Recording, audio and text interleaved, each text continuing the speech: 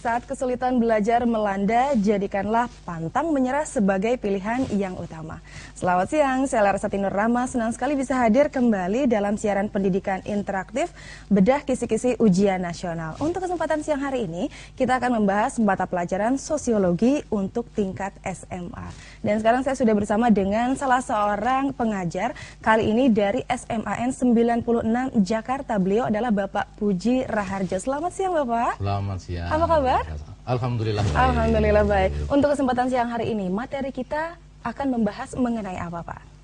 Untuk siang ini kita akan coba bahas tentang lembaga sosial. Baik, mengenai lembaga sosial. Itu berarti akan ada banyak hal yang bisa dibahas di sini ya. Karena ini masalah sosial, masalah masyarakat, masalah orang banyak begitu ya. Oh iya, karena ini hampir menyentuh semua kehidupan masyarakat tentang lembaga ini.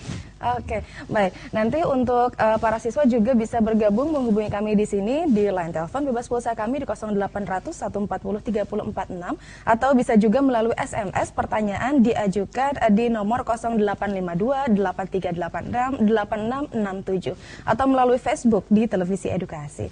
Baik, Pak Puji, sebelum lebih banyak mengupas atau membedah kisi-kisi ujian nasional untuk mata pelajaran sosiologi kali ini, kita ajak terlebih dahulu para siswa untuk menyimak sebuah tayangan yang satu ini. Lembaga sosial atau dikenal juga sebagai lembaga kemasyarakatan, salah satu jenis lembaga yang mengatur rangkaian tata cara dan prosedur dalam melakukan hubungan antar manusia saat mereka menjalani kehidupan bermasyarakat dengan tujuan mendapatkan keteraturan hidup.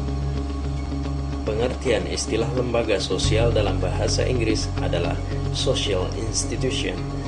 Namun social institution juga diterjemahkan sebagai pranata sosial. Hal ini dikarenakan social institution merujuk pada perlakuan mengatur perilaku para anggota masyarakat. Ada pendapat lain mengemukakan bahwa pranata sosial merupakan sistem tata kelakuan dan hubungan yang berpusat pada aktivitas-aktivitas untuk memenuhi berbagai macam kebutuhan khusus dalam kehidupan masyarakat.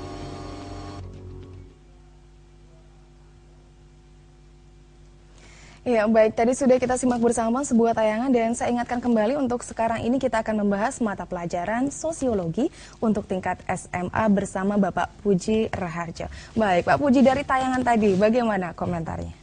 Kalau kita lihat dari tayangan tadi ya, itu ada yang ditampilkan adalah lembaga keluarga. Yang pertama, lembaga keluarga ini sebagai satu lembaga dasar di mana kehidupan masyarakat itu mulanya ya dari keluarga. Karena kalau nggak ada keluarga tidak ada yang lain-lain kan begitu. Kemudian juga tadi ada lembaga pendidikan. Karena pendidikan ini sangat erat kaitannya dengan pembentukan kepribadian seseorang. Nah, ini keluarga ya. Di situ ada bertetangga yang baik.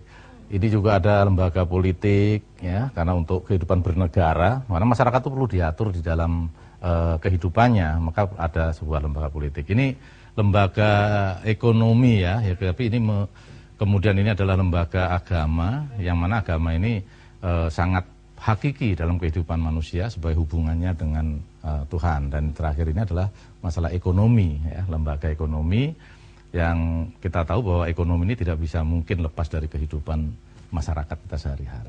Berarti benar-benar ada banyak hal yang bisa dibahas untuk kesempatan siang hari ini ya. Betul, nah, kalau begitu langsung saja Pak, kita mulai materi yang pertama seperti apa mengenai lembaga sosial ini.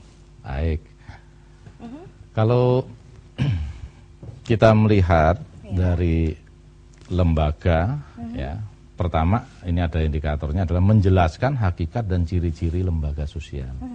Pada hakikatnya lembaga adalah sebuah bangunan ide, ya, ide yang abstrak.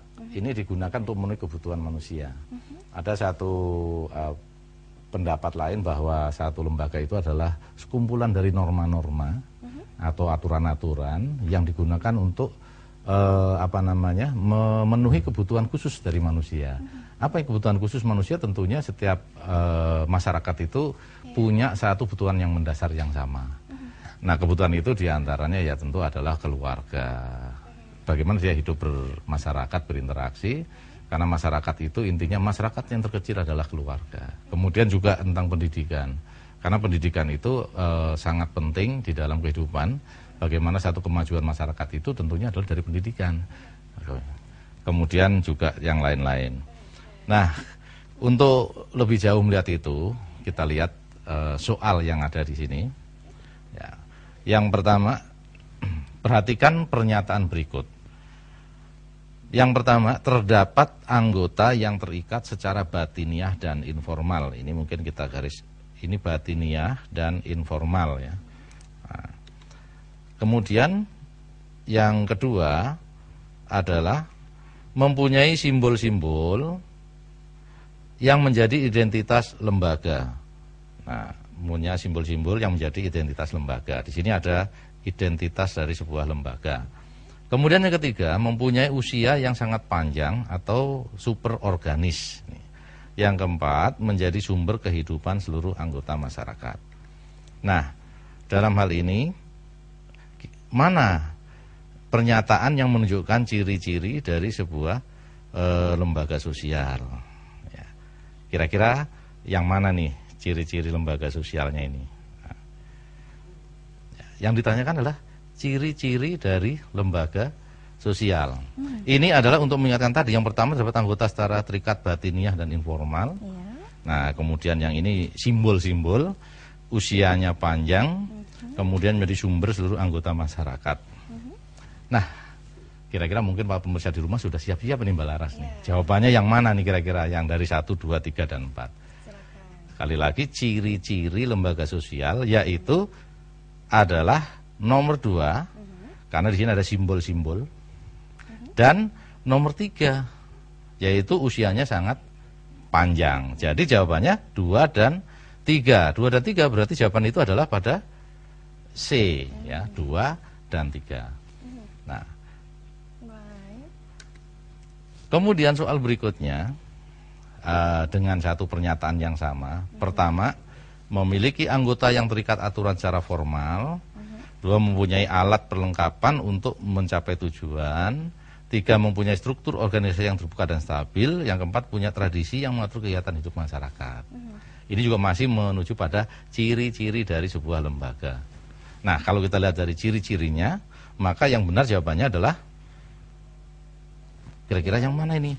Ya, yang nomor 2 dan yang nomor 4. Karena jawabannya 2 dan 4, maka jawaban itu adalah pada D, ya, pada D. Kenapa bukan nomor 1? Di sini ada bicaranya formal.